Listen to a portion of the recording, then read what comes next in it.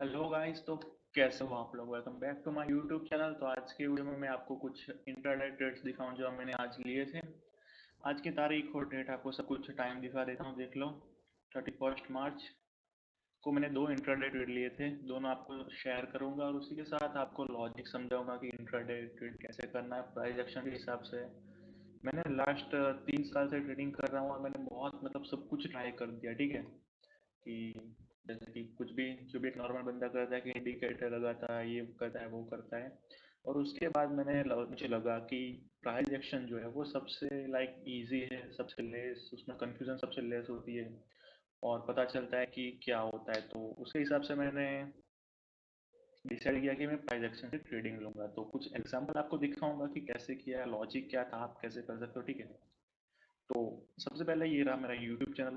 अगर आपको मेरी वीडियो अच्छी लगे तो नाम याद रखना, स्नाइपर। तो चलिए शुरू करते हैं। सबसे पहला ट्रेड था अपना इसमें BEML, ठीक है।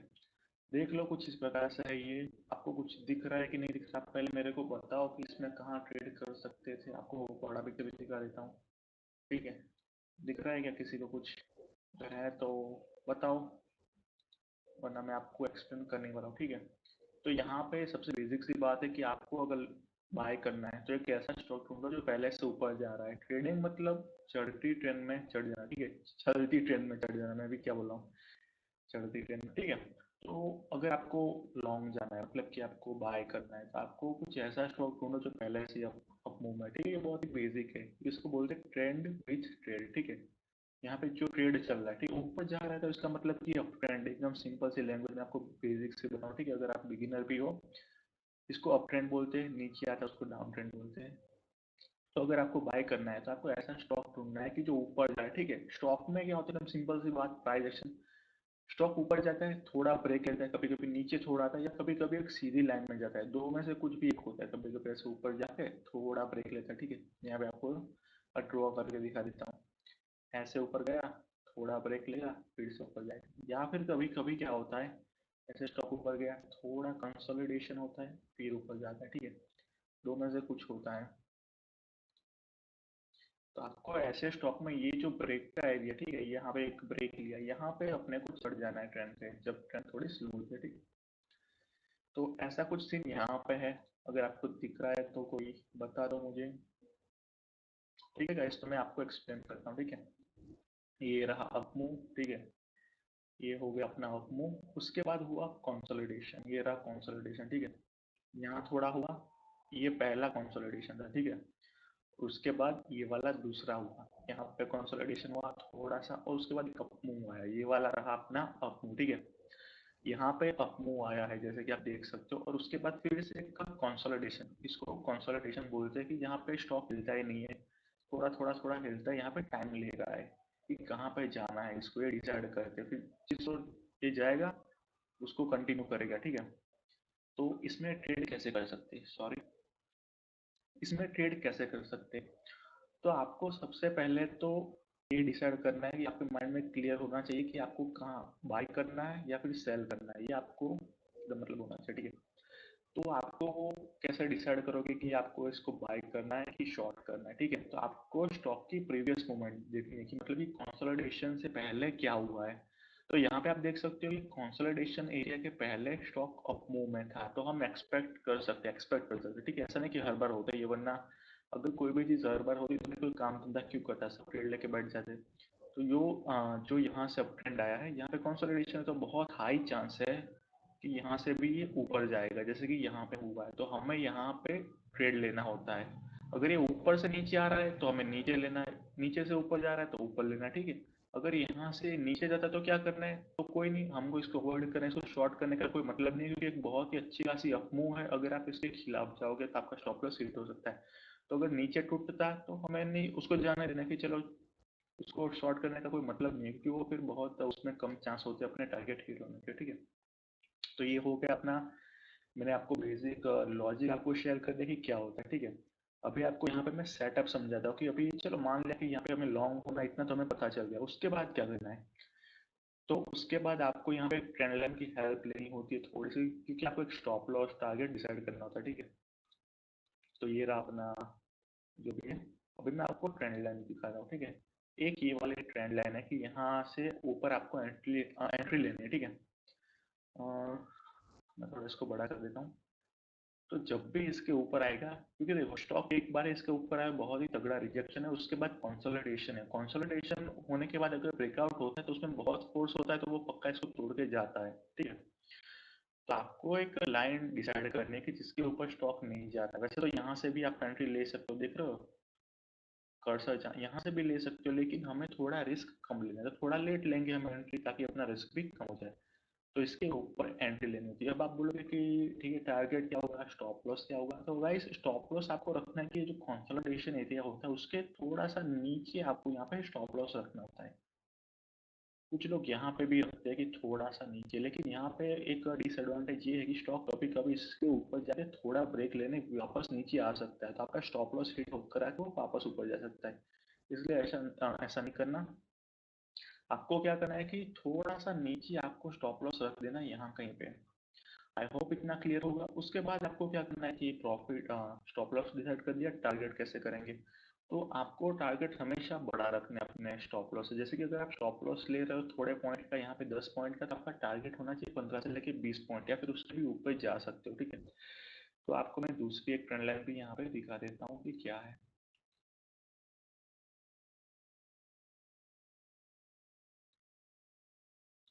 कहाँ गई थी ट्रेंड लाइन। एनीवेज, तो आपको मैं अपनी पोजीशन दिखा दे सकता हूँ कि क्या है। तो यहाँ पे आपको एंट्री लेनी है। ये आपको नहीं पता कि ये आपका स्टॉप लॉस और टारगेट डिसाइड करने के लिए, यहाँ पे आपको रेशियो देखने के लिए काम में होता है कि आप ये आपका बहुत इंपॉर्टेंट होता है कि बहुत लॉन्ग टर्म में आप ट्रेडिंग करोगे तो आपका ये अच्छा होना चाहिए। रिस्क टू रिवार्ड रेशियो इसको बोलते हैं कि आप कितना रिस्क ले रहे हो उसके सामने आपका मुनाफा कितना होगा। तो ये आपको हमेशा 1.5 से ज़्यादा रखना है, ठीक है। नापना कैसे, तो सबसे पहले आपको स्टॉप लॉस यहाँ से डिसाइड कर लेना है। जैसे कि मैंने ये स्टॉप लॉस कर दिया कि ये मेरा स्टॉप लॉस है, अगर स्टॉक यहाँ पे आएगा तो मैं एग्जिट कर दूंगा, मैं लॉस ले लूंगा, और आपका टारगेट ये होता है। और जैसे ही आप इसको सेट करोगे ये आपका चेंज होता रहेगा। तो ये हमेशा ट्राई करना है कि 1.5 से भी ज्यादा रहे, ठीक है। 1.5 कहाँ पे आता है मैं आपको दिखा देता हूँ। ये हुआ अपना 1.5, इससे ज्यादा रखना तो लॉन्ग टर्म में आपको अच्छा प्रॉफिट होगा। वैसे ये भी एक अच्छा टारगेट हो सकता था, क्योंकि यहाँ से एक तगड़ा रिजेक्शन मिला था, देखो यहाँ से। ये भी एक अच्छा टारगेट है, लेकिन मुझे लगा था इसके ऊपर जा सकता है। वैसे नहीं जाता तो मैं यहाँ से एग्जिट ले लेता, लेकिन मैंने थोड़ा टारगेट बढ़ा रखा था, ठीक है। तो ये था कुछ इस प्रकार से। फर्स्ट मेरा जो भी है लिटमेटाइज, ओके। सो ये था मेरा पहला ट्रेड। इसमें मेरे को 2.3 का फायदा हुआ। जैसे कि मैंने यहाँ पे अपना रिस्क लिया था 1000 रुपीज का, ठीक है। 1000 रुपीज का मैंने यहाँ पे रिस्क लिया था, उसके सामने मेरे को प्रॉफिट हुआ, वो था 2200, ठीक है। आप देख सकते हो कि मेरा रिस्क रिवार्ड इतना था, ठीक है। और यहाँ पे मैंने थोड़े अपने चार्जेस माइनस कर दिए। एवरेज शायद 100 रुपया होता होगा, थोड़ा बहुत चलता है, लेकिन आपको ये ध्यान में रखना है कि ये आपका अच्छा होना चाहिए, ठीक है। हो गया, इसको बता देता हूँ। तो ये था मेरा पहला ट्रेड। आपको अगर आप इंट्राडे करते हो तो आपको ट्रेल करना बहुत ट्रेल मत करो, जल्दी से प्रॉफिट बुक कर लो, क्योंकि इंट्राडे में कोई लॉजिक वॉजिक उतना होता नहीं, मैं सच बता रहा हूँ। कुछ भी कभी कभी हो जाता है। तो ये था अपना पहला ट्रेड। आई होप आपको इसका लॉजिक समझ में आया होगा। अब मैं आपको दूसरे ट्रेड की बात करता हूँ, जो मैंने लिया था निफ्टी के अंदर। ये आज का नहीं है, ये मेरा कल का ही ट्रेड था। तो अगर आप बिगिनर्स हो, आपको कुछ भी प्राइस एक्शन आज तक समझे हो, तो यहाँ पे मैं राउंड थोड़ा कर रहा हूँ। यहाँ पे देखो कि आपको कुछ दिख रहा है क्या। आपको कुछ ना कुछ दिखना चाहिए यहाँ पे ट्रेड करने के लिए। तो अगर आपको नहीं दिख रहा है तो मैं आपको फटाफट समझा देता हूँ। तो यहाँ पे आप देखो कि यहाँ पे स्टॉक कहाँ पे, निफ्टी ऊपर जाने की ट्राई कर रहा है, लेकिन यहाँ से उसको थोड़ा रिजेक्शन मिल रहा है। बहुत बार ट्राई हो चुका है, अभी लगता है कि ये ऊपर जा सकता है, क्योंकि यहाँ से भी फोर्स आ रहा है, ठीक है। अब ट्रेंड है, थोड़ा कंसोलिडेशन और फिर से up move, जैसे मैंने बोला। तो यहाँ पे मैं आपको दिखा देता हूँ कि क्या होता है।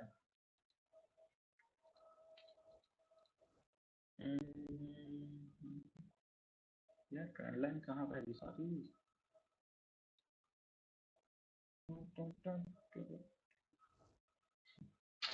पता नहीं ट्रेंड लाइन कहाँ चली गई। ये रही। तो गाइज यहाँ पे मैंने एक ट्रेंड लाइन ड्रॉ करी थी ये कल की, और आपको लगता है कि मैं ऐसी स्टोरी बना रहा हूँ जैसे बाकी यूट्यूबर्स करते, तो ऐसा नहीं है गाइज। ये जब यहाँ पे था स्टॉक, तब भी मैंने अपने इंस्टाग्राम हैंडल पे बोला था कि आपको इसको बाय करना है। अगर आपको लगता है कि मैंने ऐसा नहीं बोला, तो आप जाके मेरे इंस्टाग्राम की हाईलाइट देख सकते हो। इंस्टाग्राम पे मेरा यूजर नेम है दिव्य स्नाइपर, सेम है यूट्यूब चैनल। तो वहां जाके आप देख सकते हो कि मैं ना लाइव ही समझा देता हूँ। ऐसा नहीं है कि बाकी यूट्यूबर के जैसे कि हो गया टारगेट हिट तो मैं यूट्यूब पे डालूंगा, वरना वैसे तो कोई भी कर सकता है, राइट। तो यहाँ से मैंने लॉन्ग गया था, और मेरा स्टॉप लॉस आप डिसाइड करो कि क्या होना चाहिए। मैं थोड़ा जूम इन कर देता हूँ आपके लिए। बेसिकली ऐसे देखा जाए, स्टैंडर्ड स्टॉप लॉस होता है यहाँ पे, ठीक है। ये स्टैंडर्ड स्टॉप लॉस है सारा ये सोन के नीचे, ताकि आपको बहुत तगड़ा प्रोटेक्शन मिलता है। लेकिन ये बहुत ही बड़ा हो जाता है मेरे लिए, तो मैंने वो नहीं लिया था। मैंने थोड़ा सा छोटा लिया था यहाँ पे, ठीक है, क्योंकि यहाँ पे भी एक प्रोटेक्शन है। यहाँ पे एक जाके अप मूव आया है, तो इसके नीचे जाने के चांस बहुत कम होते हैं। मैं आपको मेरा अभी पोजीशन भी दिखा देता हूँ कि क्या है, ठीक है। तो ये था मेरा पोजीशन, आप देख सकते हो कि मेरा यहाँ तक का स्टॉप लॉस था, और ये रहा मेरा टारगेट। मेरा टारगेट हिट हो गया था, लेकिन मैंने एग्जिट नहीं किया था, क्योंकि बहुत आप देख सकते हो कि कितना पहले गैप अप ओपनिंग हुआ था, उसके बाद थोड़ा रिजेक्शन, और उसके बाद स्टॉक बहुत ऊपर गया था। तो ये बहुत एक पॉजिटिव बात होती है स्टॉक के लिए कि वो थोड़ा नीचे गया और उसका रिजेक्शन को उसको फेस कर उसके भी ऊपर चला गया, ठीक है। गैप अप होता है, थोड़ा डाउन जाके ऊपर जा रहा है, तो वो बहुत ही पॉजिटिव चीजें होती है। मैंने यहाँ पे एग्जिट नहीं किया था, मुझे लगा और भी ऊपर जाएगा, लेकिन थोड़ा नीचे आया। मुझे पता था ये फुल बैक था। फुल बैक बहुत ही नॉर्मल होता है, एक अप मूव के बाद एक फुल बैक नॉर्मल होता है। उसके बाद ऊपर गया, मुझे लगा एक और थोड़ा फुल बैक है तो और ऊपर जाएगा, लेकिन यहाँ से फिर ऊपर नहीं गया, और यहाँ से रिजेक्शन आया। तो मैंने एग्जिट मार लिया, देख लो टारगेट ऑलमोस्ट टारगेट तक ही था, तो यहाँ पे मैंने एग्जिट मार लिया था। तो कुछ लोग बोलेंगे कि यहाँ पे तेरे को एग्जिट मारना था यही सेम प्राइस पे, तो यहाँ पे क्यों नहीं मारा? क्योंकि मुझे लगा था अभी भी और अपमूव हो सकता है, क्योंकि बहुत तगड़ा अपमूव आया था, फिर थोड़ा पुल बैक और उसके बाद एक अपमूव। तो मुझे लगा और एक पुल बैक आके और एक ऊपर जाएगा तो वहाँ बुक कर लूंगा, लेकिन कभी कभी नहीं होता है। लेकिन अगर आप बिगिनर हो तो ट्रेल मत करो, अपना टारगेट पहले से डिसाइड करो। 1.5 जितना अपना मिनिमम रखो रिस्क टू रिवार्ड, तो लॉन्ग टर्म में आपको प्रॉफिट होगा। तो आई होप आपको मेरा ये वाला वीडियो अच्छा लगा होगा और कुछ सीखने को मिला होगा। ये दो ट्रेड मैंने लिए थे पास्ट 2 डेज में। और अगर आपको कॉल्स पे ट्रेड करना है तो मैं फ्री के कॉल्स देता हूँ मेरी टेलीग्राम चैनल पे। ये रही मेरी टेलीग्राम चैनल, और यहाँ पे आप देख सकते हो टारगेट हिट होते हैं मोस्ट ऑफ द टाइम। और एक बात का ध्यान रखना कि ये कॉल्स बस एजुकेशनल पर्पस के लिए है। मैं किसी को ऐसा आपको बोलता नहीं कि आपको ये लेना चाहिए, मेरे पर्सनल व्यू होते हैं, ठीक है। तो आप अगर इससे लेते हो तो मेरा कोई भी आई am not responsible for your profit और लॉस और कुछ भी, ठीक है। आपके फाइनेंशियल एडवाइजर को एक बार पूछ लेना और उसके हिसाब से चलना। मेरे पास I am not registered, see registered. और ये रही मेरी यूट्यूब चैनल जो मैंने आपको दिखा दिया, ठीक है। आई होप वीडियो अच्छा लगा होगा। अगर अच्छा लगा तो गाइस चैनल को सब्सक्राइब कर दो, बहुत ही काम में आएगी। बहुत सारे वीडियोस लाने वाला हूँ एजुकेशनल के लिए, मजा आ जाएगा। ट्रेडर बनना है तो पक्का फॉलो करो। तो ये था गाइस आज की वीडियो के लिए, मिलेंगे नए वीडियो के साथ, तब तक के लिए टेक केयर।